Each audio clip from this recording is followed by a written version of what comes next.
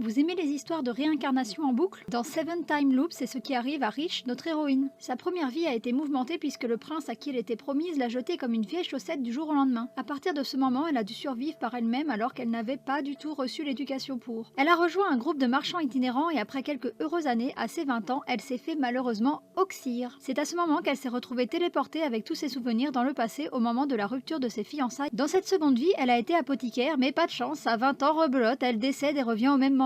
Cette fois, elle sera suivante. Cela va encore se reproduire plusieurs fois et à la sixième boucle temporelle, alors qu'elle est chevalier, elle va se faire tuer par l'empereur d'un pays voisin. Une septième boucle s'enclenche encore, sauf que cette fois, elle va être bien différente de la précédente puisque juste après s'être fait jeter, elle va croiser la route de l'empereur 5 ans plus jeune qui est alors encore prince. Elle va le subjuguer par son originalité, on peut par exemple la voir se battre ou sauter dans les arbres, et à cause de cela, il va lui demander sa main. Si cette fois-ci elle aspirait à une vie paisible, Rich y voit l'opportunité de visiter un pays voisin qu'elle n'avait jamais pu atteindre durant ses vies précédentes. Et puis qui sait, peut-être que cette fois elle passera le cap des 20 ans et pourra vivre une vie plus longue. Ça on ne le sait pas, mais en tout cas pour le moment elle ne sera pas plus calme. Déjà parce qu'avec toutes les compétences qu'elle a accumulées, Rich n'est pas ordinaire, mais surtout son futur mari a une sale réputation sur laquelle elle va devoir faire la lumière. Cette héroïne est vraiment trop chouette, on a affaire à une petite nana qui ne se laisse pas abattre malgré le fait qu'elle est coincée dans une boucle qui aboutit toujours à sa mort. Elle en profite pour apprendre un maximum et pour aider les autres. J'aime bien sa personnalité et je me suis déjà attachée à elle. L'empereur lui est plus ténébreux pour l'instant, comme on ne sait pas ce qu'il se trame dans sa famille, on ne sait pas trop sur quel pied danser avec lui, même si on imagine facilement qu'il est vraiment amoureux d'elle. Dans les deux premiers tomes, les bases de la série sont bien posées et j'attends avec impatience de voir comment notre héroïne va rendre le monde meilleur. En plus de ça, la série est vraiment magnifique et le chara-design et les tenues sont à tomber. C'est un titre qui ravira les fans de romances fantastiques.